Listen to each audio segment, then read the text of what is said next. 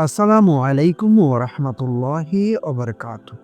প্রিয় দিনী ভাই ও বোনেরা, গত কয়েক বছর ধরে আপনাদের জীবনে যেই ঝড়গুলো এসেছে হঠাৎ বন্ধ হয়ে গেছে। আপনি কি টের পাচ্ছেন? ভেতরে যেন অদৃশ্য কিছু বদলাচ্ছে। চিন্তা, ভয়, হতাশা হঠাৎ যেন একটু হালকা লাগছে। হ্যাঁ, কখনো আল্লাহ তার বান্দার পরীক্ষা শেষ হওয়ার আগে একটি নয় বরং ৫টি স্পষ্ট লক্ষণ পাঠান। তো আজকের ভিডিওটিতে আপনি জানতে যাচ্ছেন এই ৫টি লক্ষণ ঠিক কিভাবে আপনাকে জানিয়ে দেয় যে আপনার পরীক্ষার সময় শেষের দিকে। তবে সাবধান, অনেকেই এই লক্ষণগুলো দেখে এটাকেই শেষ ভেবে থেমে যায়, আর ঠিক সেই জায়গাতে তারা আবার পিছিয়ে পড়ে। তাই শেষ পর্যন্ত মনোযোগ ধরে রাখবেন, কারণ এই ভিডিওর শেষে এমন একটি প্রশ্ন ছুড়ে দেব যার উত্তর আপনাকে আপনার জীবন বদলে দিতে বাধ্য করবে। আপনি কি নিশ্চিত আপনার জীবনে যা হচ্ছে তা কি শাস্তি, না পুরস্কারের দরজা খোলার আগমনী বার্তা? তো চলুন শুরু করি একে একে আজকের ভিডিওর সেই রহস্যময় লক্ষণগুলো আলোচনা। প্রথম লক্ষণ, হৃদয়ে অদ্ভুত এক শান্তি নেমে আসে। কষ্ট এখনো পুরোপুরি যায়নি, কিন্তু মন অদ্ভুতভাবে শান্ত। আপনি বুঝে উঠতে পারছেন না কেন আগে যেই সব চিন্তা আপনাকে অস্থির করে তুলত, আজ সেগুলো যেন আপনার উপরে প্রভাব ফেলছে না। এটাই প্রথম লক্ষণ। আল্লাহ তাআলা যখন কারো পরীক্ষা শেষের দিকে নিয়ে আসেন, তখন তার অন্তরে সাকিনা নেমে আসে, এক ধরনের নরম অদৃশ্য শান্তি। আপনি লক্ষ্য করবেন আপনার মাথা এখনো ভরা সমস্যা দিয়ে, কিন্তু মন অদ্ভুত শান্ত। যেন আল্লাহ বলছেন, চুপ, আমি আছি, ভয় পেও না। এই শান্তি আসে না টাকা থেকে, মানুষ থেকে, পরিস্থিতি থেকে। এটাই আসে সাকিনা থেকে, যা আল্লাহ শুধুমাত্র সেই মানুষদেরই দেয় যাদের পরীক্ষা শেষের দিকে।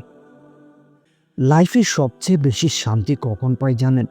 যখন আর লড়াই করার শক্তি থাকে না।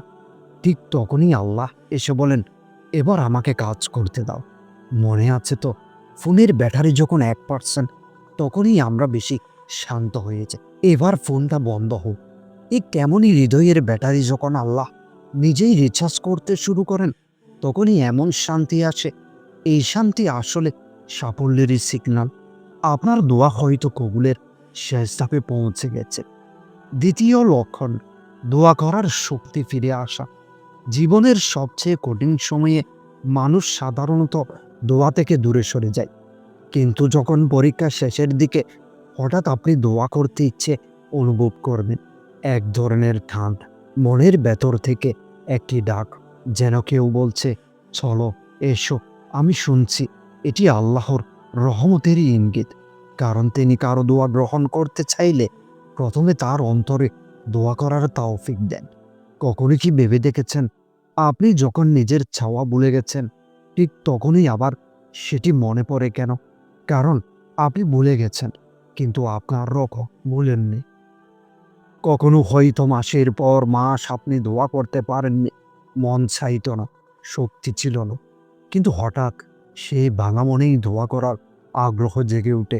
মনে রাখবেন, আমরা দোয়া করি বলেই দোয়া কবুল হয় না, বরং আল্লাহ কবুল করতে চান, তাই প্রথমে দোয়ার তৌফিক দেন।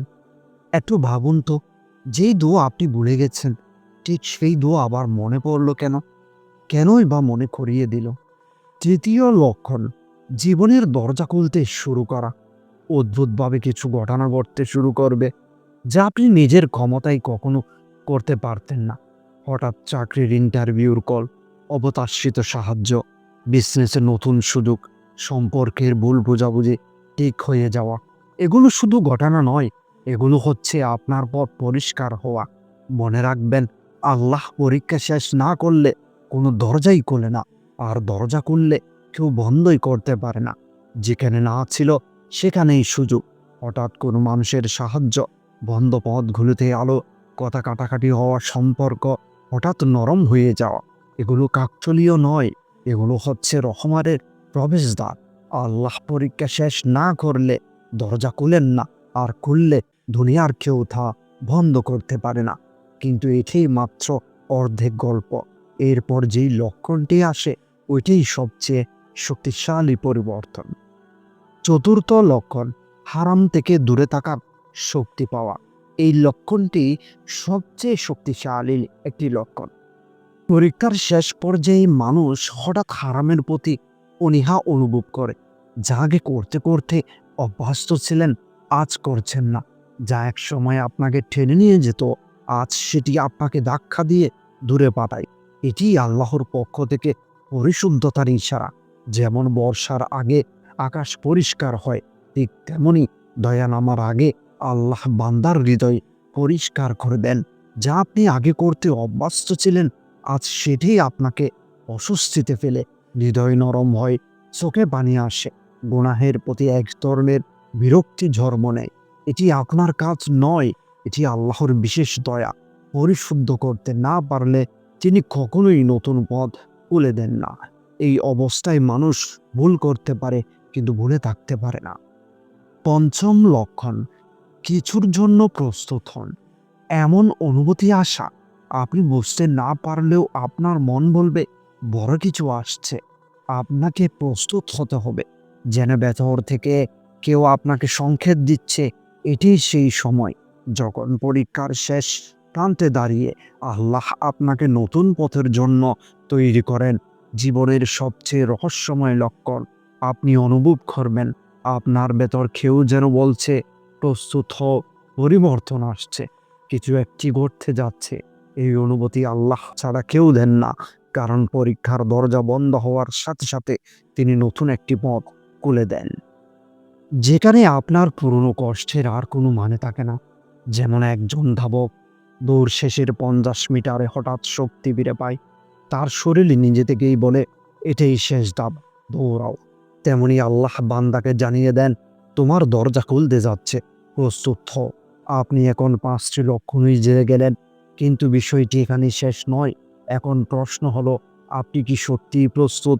আপনার পরীক্ষার শেষ ধাপ হয়তো এসে গেছে, কিন্তু পরের অধ্যায় শুরু হতেই আরেকটি প্রশ্ন উঠে দাঁড়াবে। আল্লাহ যখন দরজা খুলে দেন, তখন সেটার সাথে আপনি কি করেন? কারণ অনেকেই আল্লাহর পরীক্ষা পাশ করে, কিন্তু পরীক্ষার পর যেই সব দায়িত্ব আসে সেখানে গিয়ে ব্যর্থ হয়। আপনার জীবনে যেই লক্ষণগুলো দেখা দিচ্ছে, সেগুলো কি সত্যি পরীক্ষার শেষ ধাপের ইঙ্গিত? না, এগুলো ভবিষ্যতের আরেকটি বড় পরীক্ষার সূচনা। এই দুইয়ের মধ্যে পার্থক্য কিভাবে বুঝবেন, সেটাই আমি পরের ভিডিওটিতে জানাবো ইনশাআল্লাহ, এবং যেখানে আপনি জানতে পারবেন পরীক্ষার পর আল্লাহ কিভাবে তার বান্দাকে নতুন পথে পাঠান, তার 5টি ইশারা। ততক্ষণ পর্যন্ত মনে রাখুন, আপনি হার মানেননি বলেই আল্লাহ আপনাকে এখনো গড়ছেন, এবং গড়ার পর তিনি কখনো আপনাকে ফাঁকা হাতে ফিরিয়ে দেন না।